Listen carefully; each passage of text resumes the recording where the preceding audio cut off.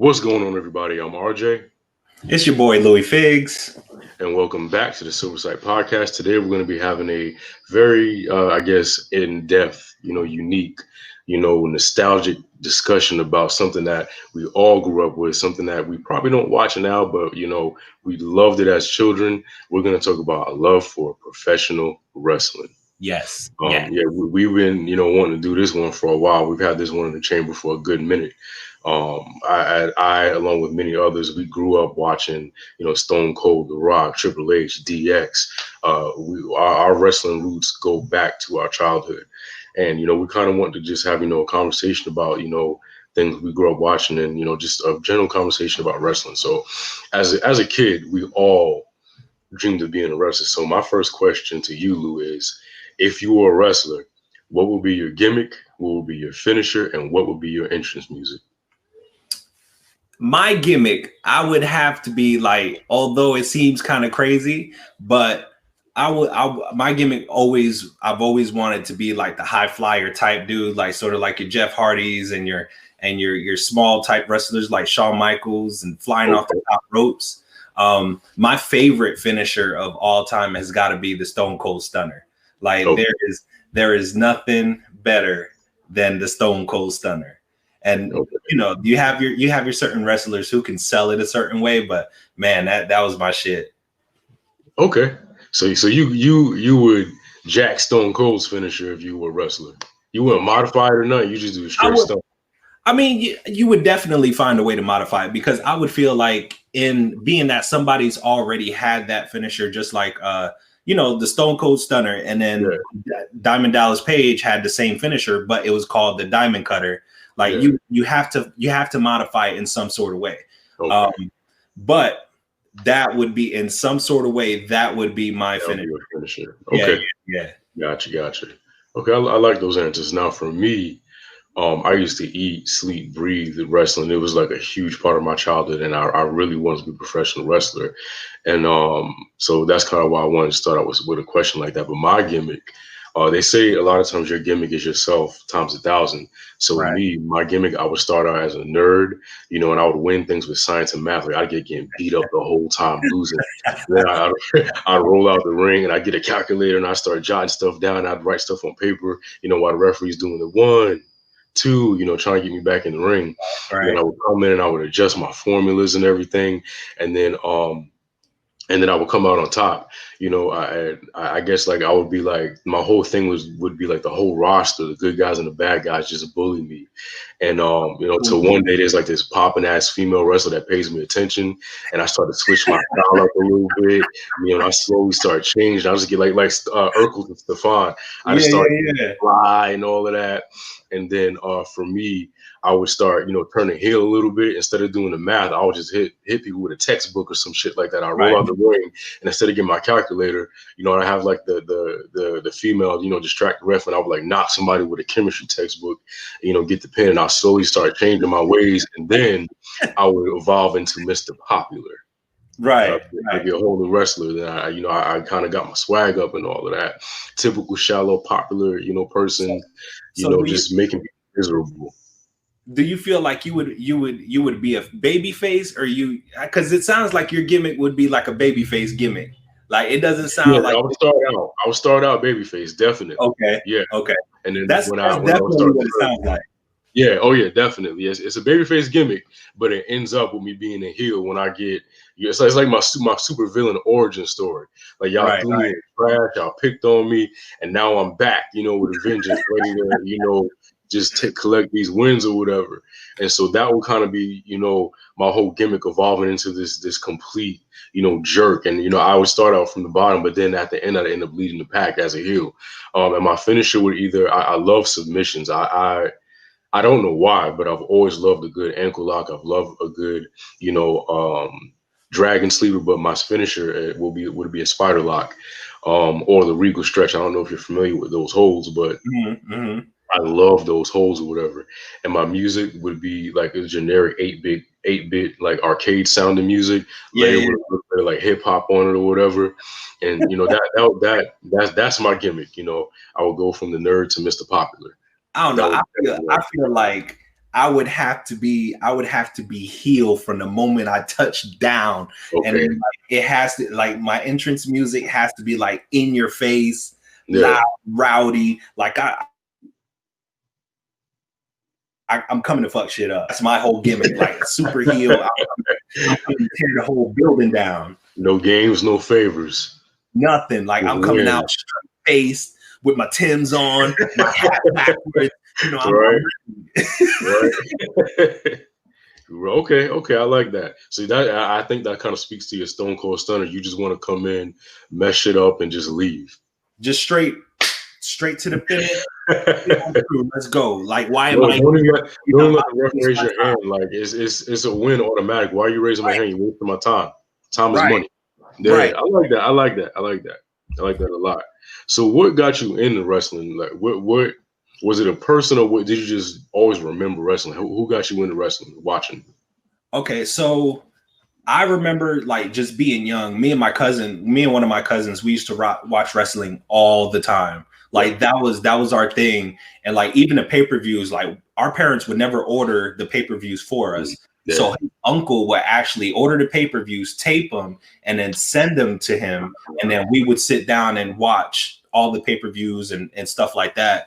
And really, like from the time I was old enough to like understand it, I probably was like 5, maybe. Okay. I actually started getting into it really good and seeing all those old pay-per-views. Like I can remember WrestleMania 3, watching WrestleMania 3 when Hogan slammed Andre the Giant and Macho Man was wrestling Ricky the Dragon Steamboat. Okay. Like that's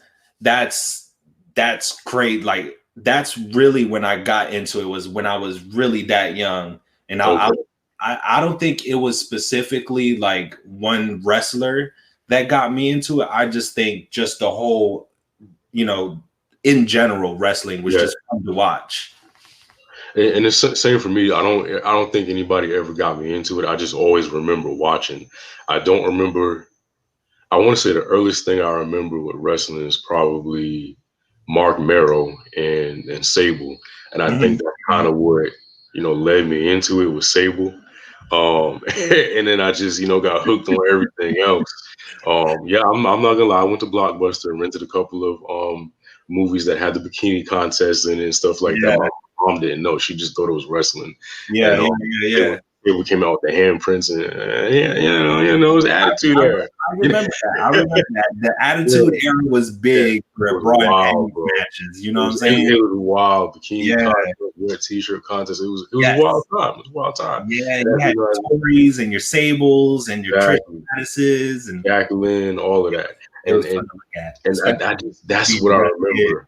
That's what got me into wrestling was I guess the extremeness of it all too, because there was nothing like wrestling, in that day and age. When you turned the channel, it was TV, but it wasn't wrestling. Even when you look at WCW, but yeah, for me, I just always remember watching wrestling and to go over what you said. My dad and because he worked at the post office and a couple of other truck drivers he worked with, they would take turns recording the pay-per-views, and we'd send them. They pass them from person to person so that way the kid could watch them. And I remember one year WrestleMania came and it was my turn, my dad's turn to order it. And then he was like, "Oh, what's the name's kid said he wants to switch." I'm like, "No, I'm not switching. No, get out of here. No, I'm not doing that. Sorry. No." And my dad was trying to be slick because WrestleMania was more money.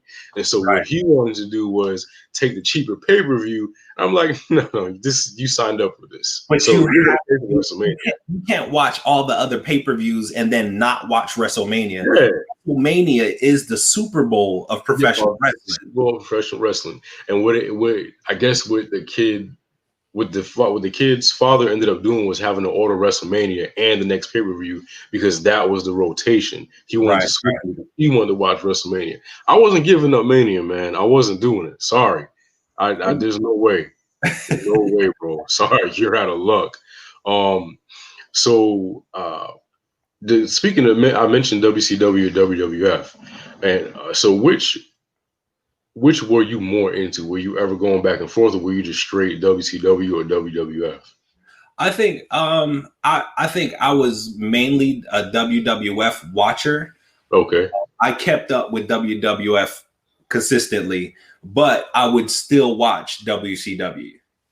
okay, that makes sense. Yeah, I because yeah, you got to kind of, because like I said, my cousin's uncle would always, he would order and record all the pay-per-views. yeah, So, when he would send the tapes, it would be, WCW pay-per-views. Like I remember watching Starcade and, okay, Bash at the Beach and all that stuff, but also the WWF pay-per-views as well. yeah. Like that. And that's basically because of that. And then a lot of the wrestlers that I actually followed, if you could, technically follow them. Oh yeah, Yeah. yeah. But Back a then. lot of the wrestlers that I followed back in the day were WWF wrestlers. Same here. I did because WCW came on at 8, and I think WWF came on at 9. So I would tune into Nitro and Mm-hmm. watch Nitro until WWF came on, and I would kind Mm-hmm. of like flip back and forth. But then I'll find myself not flipping back to WCW. I enjoyed it, but to me the mat just sounded weird. I know it's weird to say, but the mat sounded WCW, weird. Matt? Yeah, it just sounded weird when they would hit the mat, and I'm like, Yeah. what? It just is weird to me. I Yeah, like the characters and it everything. sounded different. Maybe it was the type of material or whatever they used. I don't know, man, but either way, it just made me more inclined to watch WWF. I don't know if the sound quality was different, but Right. something about the way when they hit the mat just was like it sounded cheap to me. And I was a kid, I didn't know, but I just knew I just preferred WWF. I like the characters in WCW a lot. Billy Kidman, Jim Dragon O'Hare, the Commissioner, Yeah. Paisley, Queely, Booker T, Scott Steiner. I loved WCW's characters and their big stars, but for me, I was definitely WWF kind of guy. And when Shane bought WCW, and they had that invasion thing, I was hyped because I want to see the big guys come over from WCW, but Right. we got the I guess the mid carders come over for the invasion angle, but I still enjoy that angle. Yeah, I mean, I enjoyed the invasion angle, especially when they involved ECW wrestlers. Because Yeah, yeah, to be honest, like I remember the first time I watched the ECW taping, I just happened to be flipping through channels, and I had one of those TVs that had the dials on it, and you could put it on show your either. age. Yeah. You had to put it like either on UHF or VHF, whatever those things Yeah, were. It was like kind of like AM FM. yeah, And then, I was like, you know what? Let me try something. So I switched it to the one that's not normally where all your, regular yeah. channels are at. And I just started flipping through channels. And I happened to it was like 1 o'clock at night. And I happened to come across this underground channel, Yeah. and it was showing ECW, and blew my mind, bro. That shit blew my mind. I don't think I've ever seen anything like ECW, and I feel like that's kind of what made it special, made it stick out because you didn't see, women taking crazy bumps like that. You didn't see the carnage that we got from ECW. You didn't see that anywhere else. The storytelling, the characters, I think everything about ECW was great. It just wasn't. It was on a channel that was inaccessible, or it came on at a ridiculous hour. I remember when we would have to use the TV Guide channel to see things. And I remember them showing like I'll be up and it would show like 2 or 3 in the morning. It'd be like ECW. I'm like, man, I don't know if I can stay up to watch that. But I know every time I did stay up that late, I would try to catch ECW, but I didn't watch it that often because it was on at an inaccessible hour, and if we changed cable providers, we may or may not have had that channel. I love ECW, and I was glad when they brought it in. Granted, it was a very watered down version of ECW, but I was still glad to see, people come over from ECW. Now, so who was your favorite wrestler growing up? My favorite wrestler growing up is now and will forever be the Heartbreak Kid, Shawn Michaels. Okay, fair answer. Yes, He's a legend. He's a legend, bro. He's Man, I can remember vividly, like, and this is like, again, I'm showing my age. I'm not that old, I promise. But I can remember vividly watching Marty Jannetty and Shawn Michaels tag team. They were the Rockers. They would come out with their, crazy looking pants, got the things tied around with the flaily things on, yeah. And then I can vividly remember, like, if there's one memory out of wrestling that I will never ever forget, would be when Shawn Michaels and Marty Jannetty broke up as a tag team, and the way that they did it.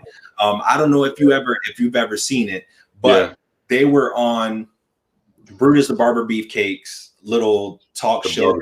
Thing or whatever. Yeah. And Shawn Michaels put Marty Jannetty through the glass and then super kicked him and then turned around and like ripped the magazine thing. Yeah. And I was like, what? And I lived for moments like that, man.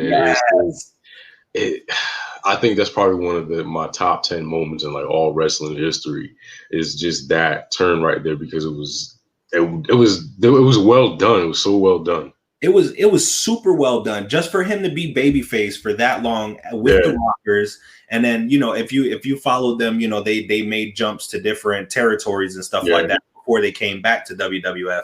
But that turn from babyface to heel, and it was just cleanly done. Yeah, definitely top 10. Yes, and then even with kids like myself watching that, like, I was heartbroken that the Rockers broke up. I was so heartbroken that the Rockers broke up. But that Shawn Michaels turn from babyface to heel, and he started coming out with that theme song. Yeah. And I was like, yo, this dude is lit. This dude is super lit. And you can't do it, like, regardless of what you think about Shawn Michaels in his personal life, or what you think about as a person, you gotta respect that man's work, that he put in.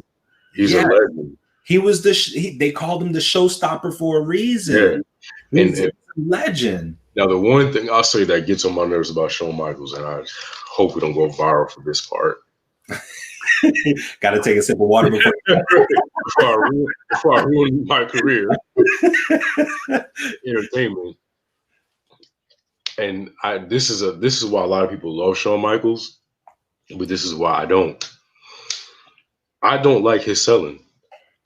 You don't like his what? The way he sells moves is so over the top, man. But so over the top. It's Shawn Michaels. It's classic Shawn. But to me, I'd just be like, one time he took an F5 from Brock Lesnar. That move is supposed to knock you out, right?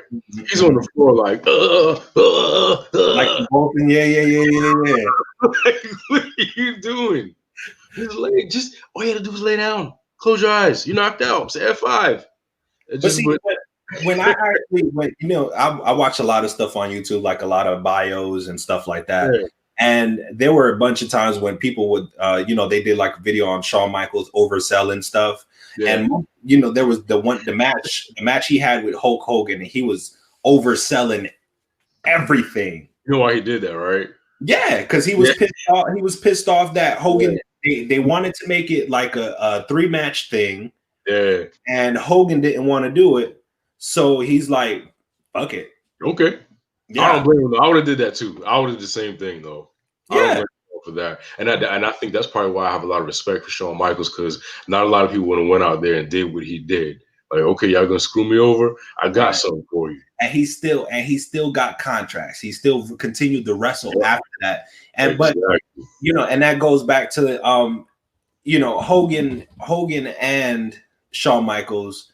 They were so big in the in the WWF at that time that they can Hulk Hogan, by the way, but go ahead. Yeah. Completely. Fuck Hulk Hogan. Never been a fan. Never will be a fan. Yeah, fuck Hogan. Yeah. His gimmick was whack. His finisher was whack. Yeah. Like super whack. Hulk Hogan and Shawn Michaels, they were pretty much here together. All right. Yeah. They were on the same plane. So when Hogan went to WCW and started doing that thing, it took Hogan from being level playing field here and Shawn Michaels here.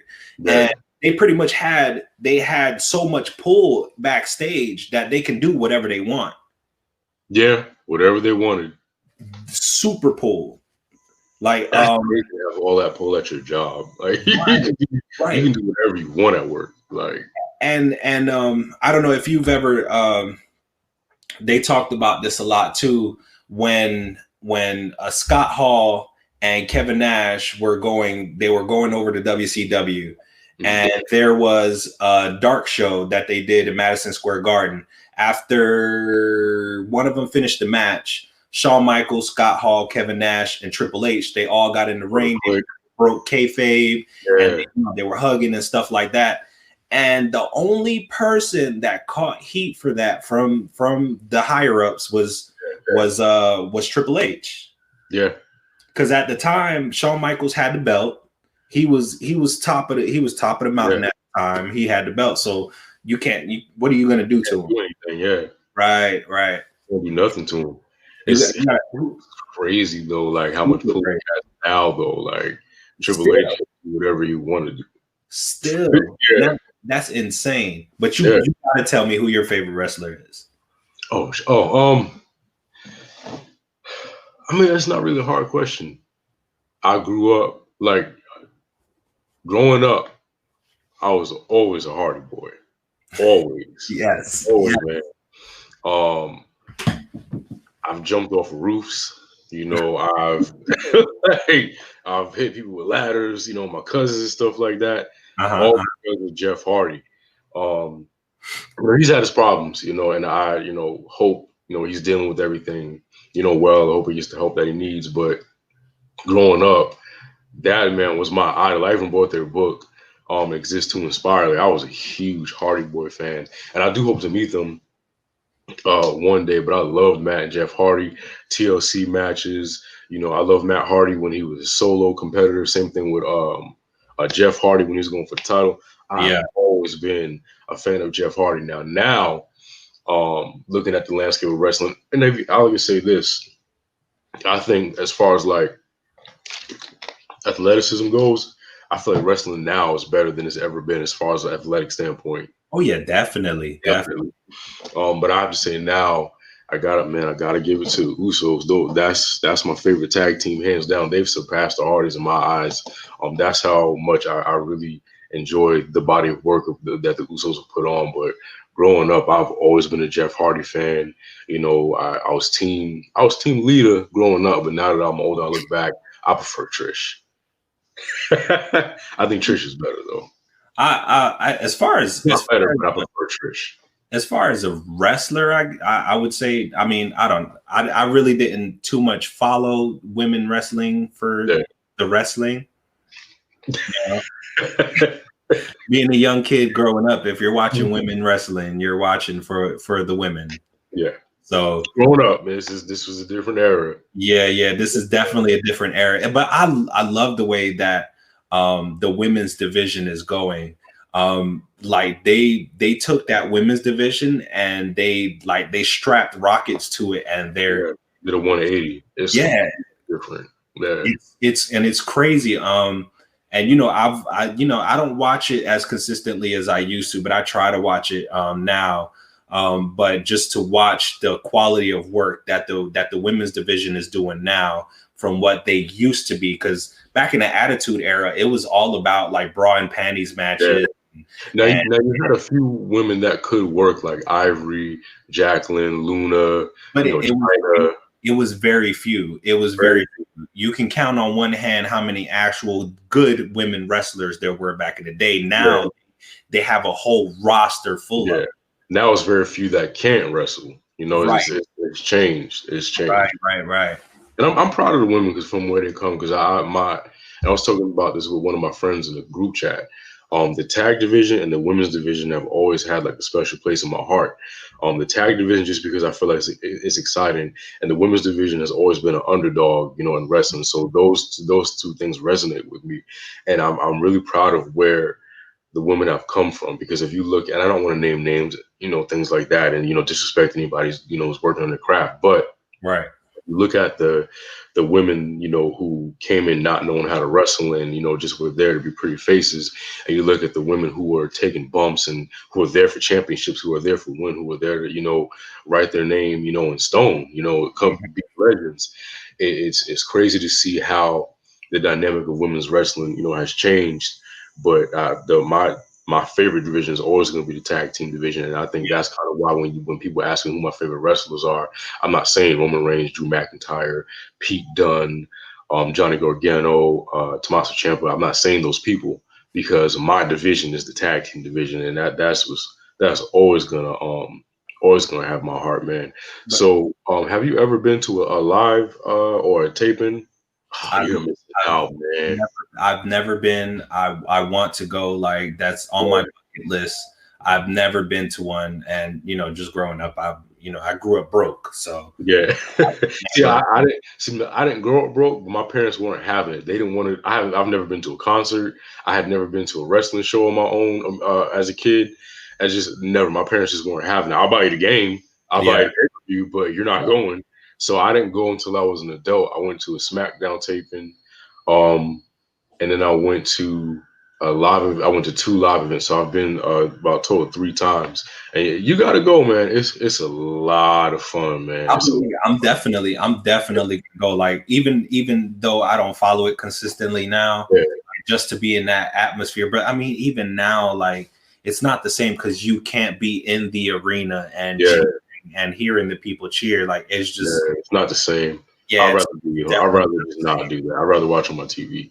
Right, right. Yeah, And just from watching wrestling growing up, like when you get a certain wrestler that comes in and the pop from yeah, the crowd that you get from that wrestler walking in, like that's what I've always wanted to experience was just that pop of yeah, somebody like The Rock or somebody Stone Cold coming in yeah. and people It's just going contagious. insane. You know Yeah, what it's a contagious feeling. Have I'm you saying? been to the local shows here? PCW. Shout out to Palmetto Championship Wrestling. If you're not following them, this is not a sponsored ad. I just really like PCW. Um, look up Palmetto Championship Wrestling on Facebook, and go from there. They're amazing. Shane Dorr is the owner, and I think he's a great guy. Check him out. But have you been to the local shows here? I didn't even know they were going on, to be honest. Dude, it's a lot of fun. And I'll say this about PCW. Um, they do a great job putting on a great show. I've been to a couple of local shows here and there. I've watched a couple of local shows on YouTube, but I think PCW is something special because I feel like not only are they good wrestlers, but the wrestlers are good people. They talk to you after the show. They interact with you on social media. I really enjoy PCW, and I don't know if you noticed or not, but sometimes they have an open house where you can go in and kind of do like the wrestling training for a couple Really? hours or whatever. Yeah, it's it's not fun. It hurts a lot. Yeah. But I mean, being that it's something that I think I've always wanted. Like that was one of my dreams was to become a professional wrestler, although Yeah. it didn't pan out the way it did. But just to be able to, I think I would legit like even I'm 34, so even at this age now, I think I could take a few back bumps and Yeah. hit a little swan Try it out. the top rope because I got to do it one time. Do it one time bucket list. Right. We'll next time I have an open house, I'll let you know because I follow them and I look out for those. I want to say they had one just before COVID, but yeah, PCW is great, man. So when did you realize that wrestling was scripted? We don't say the F word around here. We don't say Yeah, yeah, we don't say that. That gets you rocked. Like, what's up? But when did you realize it was scripted? I don't remember exactly what age I was, but I remember I was young and I was watching a match. I want to say it was the Legion of Doom and somebody else. Mm-hmm. They were wrestling, and there was a move where the dude was laying on the ground and dude bounced off the rope, and then he fist into the head or whatever, but whoever the cameraman was probably was fired that day because he closed in on it, and you can see like when he slammed his fist down, he didn't slam his fist down on his head. He slammed it next to his head, but you get the dude reacted like this. Okay. I'm like, Yeah. Okay. That makes sense. Yeah. Yeah, that was, Heartbreaking. It's heartbreaking, man, when you realize it. Yeah. I think I realized when I was watching, I want to say it was the Acolytes, APA. It wasn't APA. It had to be the Acolytes. I think it's still the Acolytes, but it was the Acolytes versus, of course, Matt and Jeff Hardy. And I want to say like Farouk punched Jeff, and it just looked terrible. I was like, wait a minute. He didn't even connect. What are you doing? And it didn't. It was all downhill for there for me. but to be honest, I'm gonna be honest with you. It Yeah. looks a lot more scripted now than it ever has. Mm-hmm. Because the few I've watched Raw, just because on Mondays there really isn't nothing else to watch. So Yeah. I'll flip through channels and I'll stop on Raw and watch it for a little while. But I feel like it looks a lot more scripted now because the wrestlers, instead of flawlessly, cleanly getting into their next moves and what their next bumps and what they're gonna do, they're like, oh, let me wait here.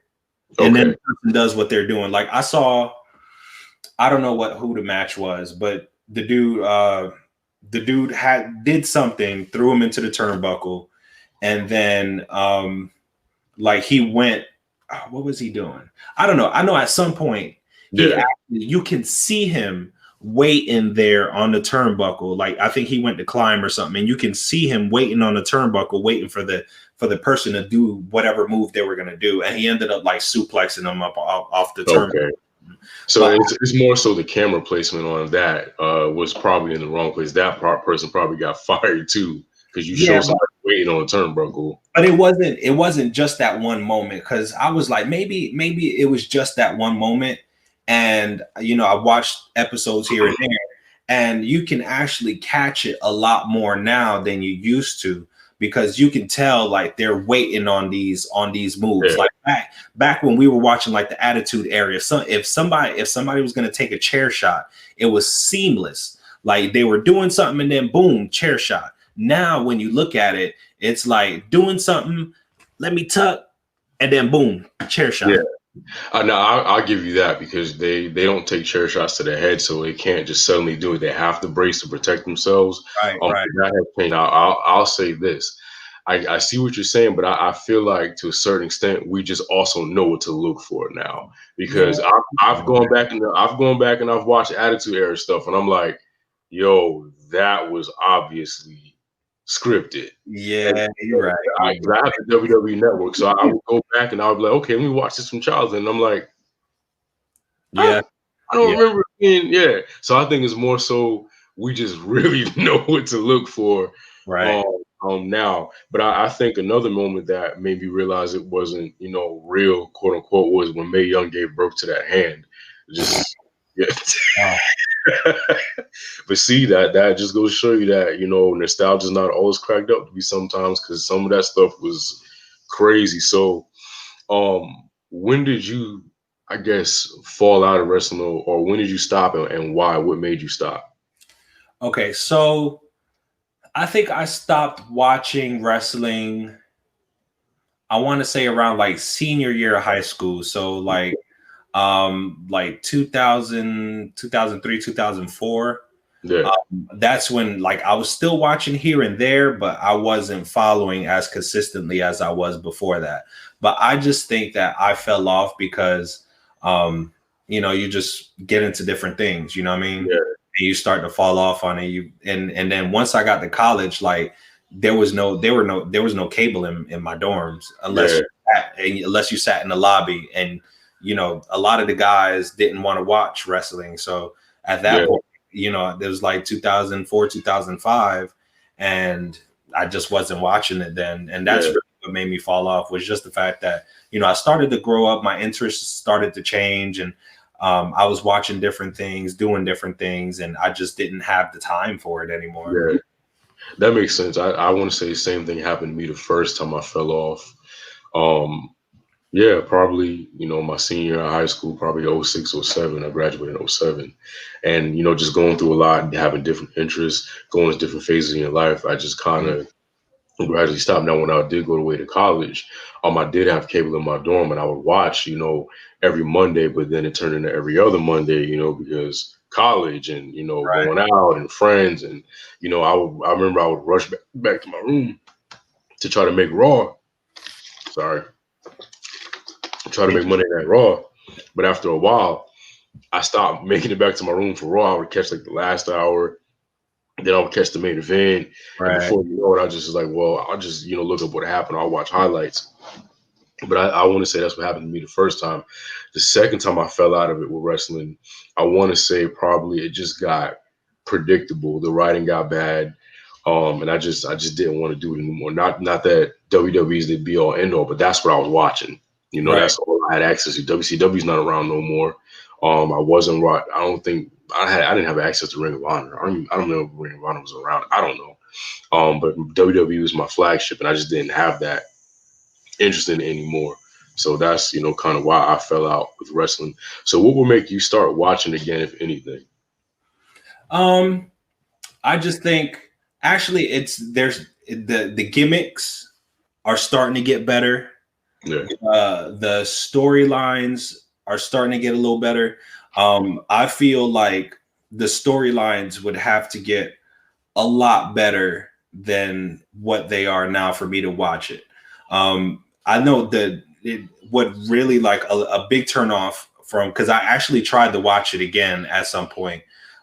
This was, after college or whatever like that. I was actually trying to watch it, but the storylines, I just couldn't get into it because it was like a soap opera, and I just couldn't get into it. So I think the quality of wrestlers is like impeccable. Like insane. Like you got the street. I like the Street Profits now. Yeah. I think cool tag team. I think the Usos are a cool tag team. I'm sort of like coin flip with Roman Reigns and my most recent favorite wrestler now is Randy Orton.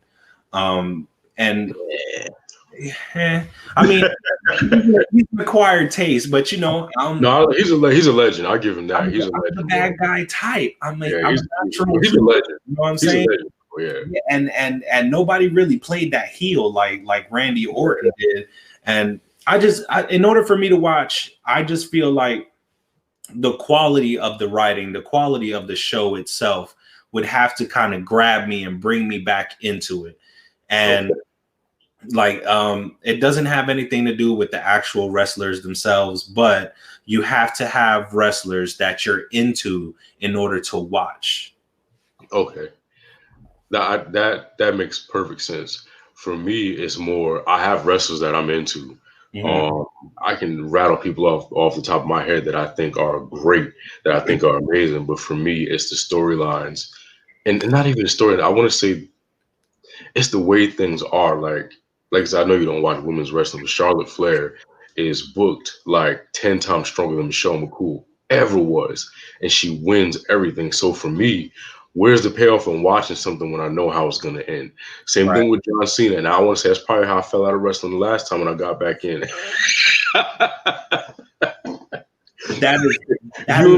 Dude. I fucking hate John Cena. I'm right there with you. I respect him as a person, but when I tell you I'm over John Cena, that's probably why I fell out.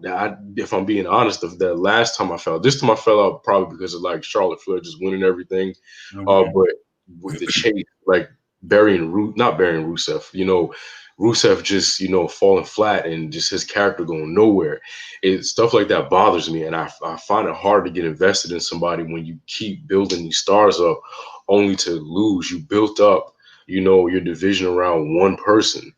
And when that person leaves, you have struggle, retaining your audience, and I think that's kind of what kept me away. So for me to start watching again, these stars that you're having me invest myself in, these Sasha Banks, the Bianca Belairs, the, Street Profits, the Ricochet, not Matt Riddle, Pete Dunne, Is that the original Bro? Is that but he's the dude that comes out with no shoes on? Yeah, but he's trash. Trash. Yeah, trash person. Yeah, trash person. But yeah. But yeah, I'd have to really, really, really see some turnaround on my investment of my time of rooting for these people, buying your T-shirts, following you, retweeting you, telling people about you. I'm investing my time, and Right. then it goes nowhere. I the same people holding the same championships over and over and over. I hate that. I I hate that. hate it. I hate it. And I think that's and not to say everybody who walks in the door, needs to hold the belt, but come on, you have people who are mediocre sometimes that are holding belts when you have, or getting these pushes, and you have people who are connecting with the crowd, great wrestlers, great people, and they just get nowhere. I don't know, but that, and I don't want to ramble, but that's why I felt like that's the only thing that's gonna pull me back into wrestling is seeing my investment being paid off. So. Yeah, Yeah. I just feel like I feel like the writing. I forget the dude's name who used to write back in the Attitude Era. They Mhm. might need to bring him back for consultation and shit. Not And Vince Russo. Vince Russo, yeah. No. Let Vince He's a Russo consultation. clown, bro. I mean, at the end of the day, he may have been a clown, but he established. You know where they got their inspiration from? Jerry What? Springer. Yeah, but still, it worked. It worked in the It 90s. worked, and it worked so Now. perfectly. And I understand that he's a giant asshole. He's a dickhead. Clown, bro. Yeah, like I understand all that, but what made the Attitude Era work was because of that, and it fit that certain period of time. So if they can actually get some writers that that actually can put a storyline together and it doesn't feel like you're watching a cheesy fucking soap opera, then it'll definitely grab me and pull me back in because they have the quality wrestlers to do it. I think it's just a matter of them finding the right combination of storylines, characters, and match storytelling. The wrestlers are doing a great job with that. Yeah, but it's the writing was letting them down. I think too they're just running out of ideas. I don't know. I feel like things are going to be repeated naturally, but you can always tell a story in a different way. Like movies are being told over and over and over the same story. New kid moves into town and he's mysterious, and how many times have we seen that? But there's different ways to tell that story. I just think it's a matter of them finding the right way to tell these stories that are keeping people's interest. Yeah. And one thing before I think John Cena was lame as fuck. He was lame when he first came into the WWF, and that was one of the bigger reasons why I stopped watching around that time, because his gimmick was lame. He was lame. He couldn't wrestle worth a shit. Oh God. Oh God. Oh my God. I hate John. It's flaming Cena. I hate John Cena. So you were one of the people who were going when they were going, let's go Cena. You Cena sucks. Yeah. I was the person that when, like I said, his gimmick when he first came in was super lame. Like white boy from wherever the hell he was from, Newbury, Massachusetts, rapping. But some say that was Cena's best gimmick. It wasn't a good gimmick at all. It wasn't. It just wasn't. It didn't work. Like white people liked it. Yeah, like the gimmick that he developed after that. When you can't see me, and even that shit was lame as hell. But it actually worked better for him than when. John Cena sucks, man. Yeah, I don't blame you. I was never a Cena fan, man. I guess I always respected his hustle, and but I just never pushed as hard as he did. Yeah. And Dolph Ziggler never. That's. I think that's what burned me up too. The fact that Cena got all that he got, and Dolph Ziggler didn't get what he was supposed to get. Because Dolph Ziggler, that man is amazing, bro. Amazing. Entertaining, can wrestle. I would say he's not the best talker, but Dolph Ziggler's amazing, bro. But because Cena was getting pushed for the past 10, 15 years, 20. You know what I'm saying? Like because Cena was pushed for 15 years, nobody else could get no shine. Yeah, Cena beat everybody. And I hated it. I hated it. They made him seem so unbeatable. Yeah, and I think that goes back to what I said about Charlotte Flair. When someone is unbeatable, and I mean, I know I won't even say unbeatable when you just won't let someone lose. Right. Let's be honest. When you just won't let someone take an L, it takes me out of it. Like, what's the point of watching? I know how this is gonna end. That's why I hated Hulk Hogan so much, because Hulk Hogan lost. Yeah, it's annoying. It's annoying. It's annoying as fuck. And that's why I hated Hogan so much. Like, a lot of people are Hulk Hogan fans and ripping off the t-shirt and the Hulkamania and all that stuff. Like, it's cool, but I just couldn't get into it because they pushed him so much, and it seemed like he never lost. But hopefully things will change. Hopefully the writing will improve. Hopefully they'll realize that, building someone up as strong and unbeatable is not the best way to keep your audience and, engaged, because we want to wonder what's going to happen. We don't want to know. Right. So hopefully one day we'll get back into wrestling. But as right now, I'm floating in and out. I watch what I can, catch up when I can, read what I can. So, and I have very, very good friends that keep me in the loop. So I'm good. So, yeah. I'm in and out, and I watch the little top 10 stuff on Snapchat. Yeah, best way to do it. Best way to do it. Yeah. And we also have AEW, so I'll probably check a little bit more out. I've seen a few things here and there. Some stuff I like, some stuff I don't. But we'll get into that probably on another show. Yeah. But that is our professional wrestling podcast. Thank you guys for joining us. Before we go, Lou, can you tell everybody where they can find you at? Oh, most definitely. You can find me on Facebook, Louiefigs on Facebook. You can also check me out on Twitch. I stream.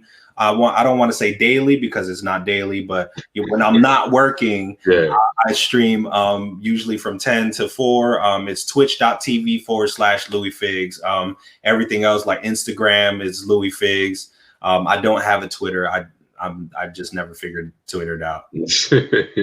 Understandable. So he's branded across the board. So just whatever you look for Louiefigs. And if you see it, that's him. Yup, that's me. And you can find me on Instagram at Avatar Rating. Also follow us on Facebook, Instagram at The Silver Site. And we're on Twitter at I Am Silver Site. So with that being said, thank you guys for watching, listening, wherever you're at. I don't know if you're listening to this on Anchor or you're watching this on YouTube. Either way, thank you for tuning in. Don't forget to like, share, and most importantly, subscribe. Later days. Holla, gang, gang.